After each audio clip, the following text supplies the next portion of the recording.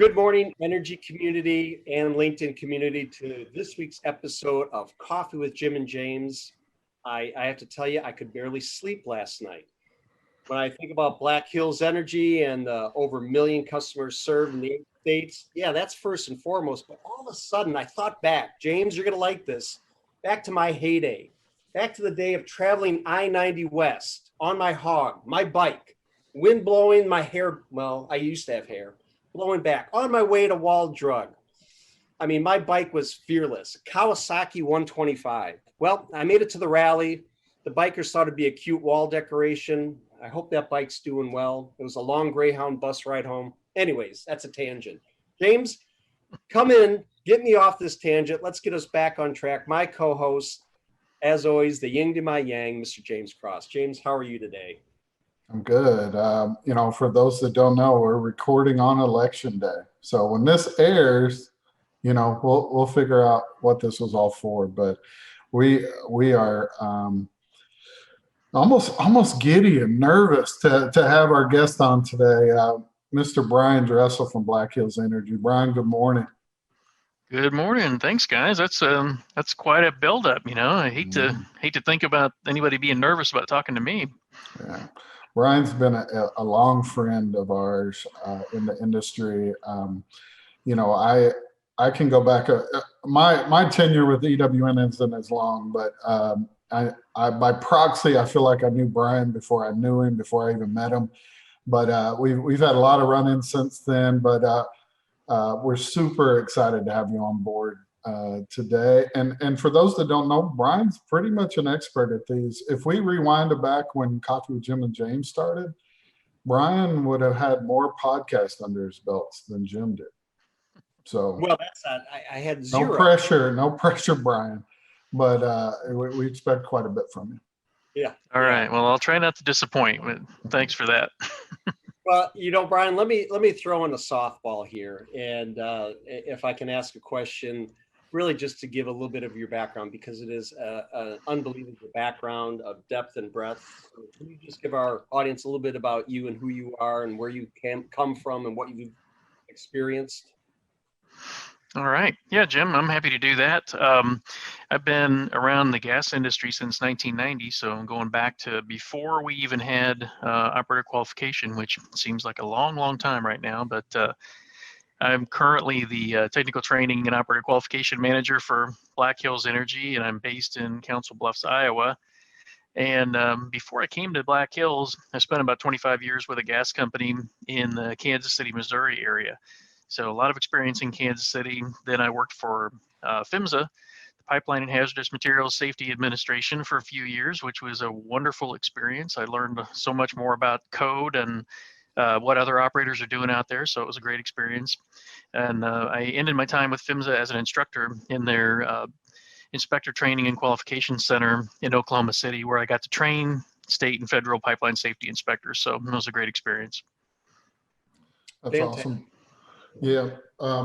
Brian, as you just told us in that quick history, in the industry, and just your variety of experience has given, really you a unique perspective when it comes to operator qualification.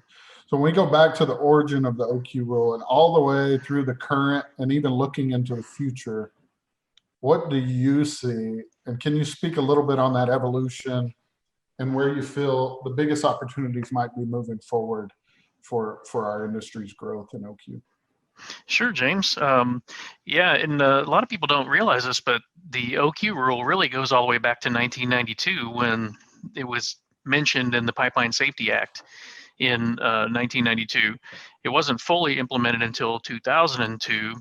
And, a lot of good things I think about OQ, but there was one sort of an unfortunate thing to it, is that, as the regulatory agencies started putting more and more emphasis on qualification, some of the operators that were out there with really good training programs, they started to dedicate less and less resources to training as they shifted toward a more of a qualification based program, which was somewhat unfortunate because that wasn't the intent of the OQ rule. It was just to add the qualification layer on top of training. So operators in recent years, probably in the 2010s, have really figured that out, that they needed to dedicate, a balanced amount of resources really to training and qualification. So that's a really good trend in the industry, and we hope that continues. And we're certainly, investing a lot of resources in training here at Black Hills Energy, which is, greatly improving our programs. We're really happy about that. So, one aspect of OQ also is that, when it first came about, the regulatory folks were pretty lenient, when it came to OQ violations, and that's somewhat changing as well, because OQ's been around for nearly 20 years. So the regulators are more aggressively enforcing OQ violations, which that's not necessarily a bad thing. I mean, we need to make sure that we're in compliance with the rule. And another aspect of OQ that's interesting, it was interesting to me, is one of the supervisors that I worked with at PHMSA, he told me that nearly every incident or accident that you investigate, whether it's a regulatory inspection or an operator conducted inspection, if you dig hard enough and thorough enough, you're going to find some sort of either a training or an OQ issue. So that's a really interesting thing. I agree that there's usually some sort of a training and qualification issue in those incidents, but you really have to look for them. So that's a good thing for operators to be looking for as well. And when we're talking about the current state of OQ, there's really a couple of issues that operators really need to be looking at. One of them is span of control, and the other is contractor management. So, span of control was really intended as a training tool. So that's the best way to look at it, is as a training tool. And contractor management, the days of operators just getting records from their contractors and then filing them away, those days are really gone. Now operators need to be more involved in that, and actually audit the contractors and make sure they're doing what they need to be doing to be in compliance with your OQ plan. So the state of OQ now is much more advanced from what it was 10, 20 years ago. So we're on a good trajectory. Brian, you hit a nerve with me when we're talking about the training and the education, the knowledge, skills, ability, all that, not just internal but external.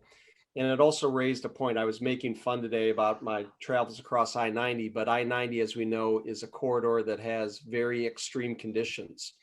And extreme conditions for you up there are very different for, right now, and I'm in Southern Florida, we have different conditions. And in our industry, known as abnormal operating conditions, or AOCs. How big of a effect do those have in your daily life as far as training to make sure that the people that are in your systems know what you guys have that's unique to you that may not be the same for us in the Gulf Coast? Yeah, Jim, that's a great question. And, AOCs are really unique to each operator. And that's why we can't have like a list from the industry. I mean, we could have a list, but then operators would need to customize that list to their operations. And, in the training world, the challenge that we have in training and evaluating for AOCs is that they're dangerous. So, it's pretty hard to evaluate how someone's going to recognize and react to an AOC. And that's what the regulatory requirement is. So, we can't just start a fire next to someone and then evaluate how they react to it, because we might hurt that person. So there are new technologies out there now, which is really awesome. Virtual reality, augmented reality, things like that. And, so there's vendors out there. I know Energy World Net's involved in this, and GTI, that are building applications for the industry that allow operators to really safely create that AOC, and then you can determine how the individual recognized and reacted to it. And, a really quick little kind of an analogy I like to use when I'm talking about AOCs is, right now in the industry, we use knowledge testing, pretty much across the board to assess how someone's going to recognize and react to an AOC. Well, if you take a situation that's not a pipeline AOC, it's something that's kind of similar though. Like if you gave me a knowledge test and you said, Brian, I'm going to ask you, how are you going to recognize and react to this situation? The situation is you're driving your vehicle down the road.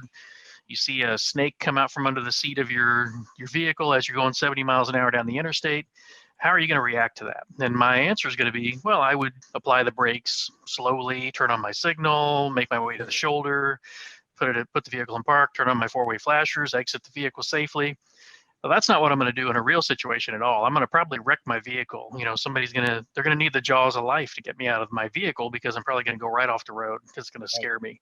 So by being able to recreate these AOCs in a safe environment, we can, really do a more accurate assessment of, how someone's going to react, and or how they're going to recognize and react to that AOC, and also get them to understand, this is something that could occur by going through that simulation. So the new technology is really helping us a lot in that environment.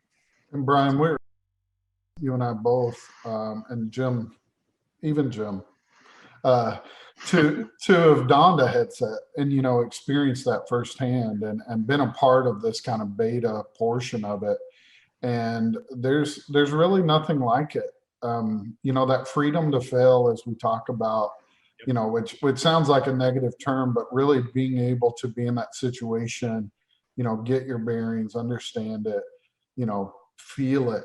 I just can't explain to people when you don that headset what it feels like. I mean, it feels like you're there. And when we think back of watching videos or taking those knowledge assessments, there's no comparison to it. And Brian, you've been behind the curtain a bit on this ramping up in our industry. How do you feel about that? How do you feel VR is going to change at least how AOCs function? Well, I think it's going to really help better prepare the individuals that are performing tasks out there.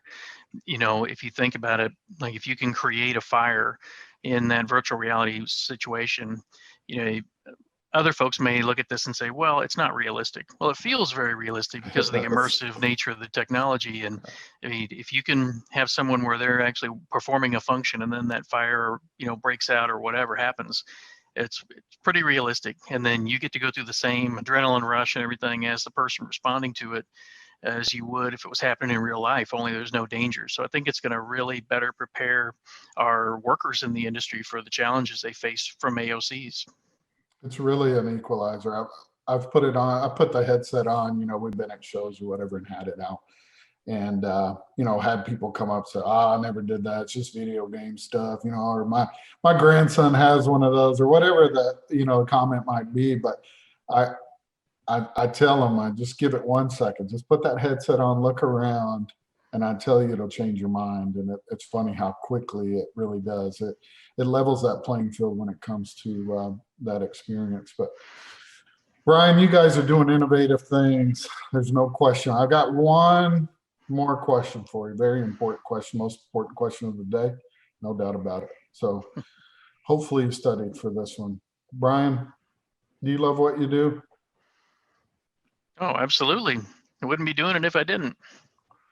Well, that might be the shortest answer. I just knew he was going to go off down a path for us, but he's so succinct.